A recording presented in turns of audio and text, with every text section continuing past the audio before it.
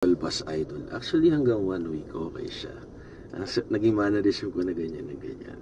And then, pag umabot na siya ng 2 weeks, ano na siya sa gabal na sa pagkain, kailangan i-trim. And then, pag, di ba pawisin ako, so, kailangan shampoohin to, tsaka kailangan na kundi pa hygiene.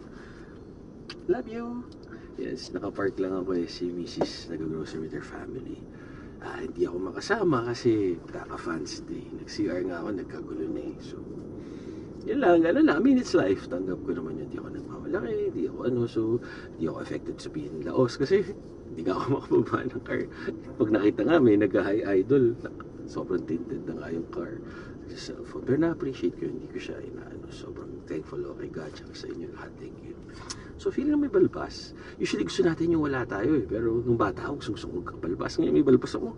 Ang sakit kaya mag-shave araw-araw nung wala. Anyways, tama kayo, mali ako. Richard Dr. Duo, works for you. Happy, healthy, always pray.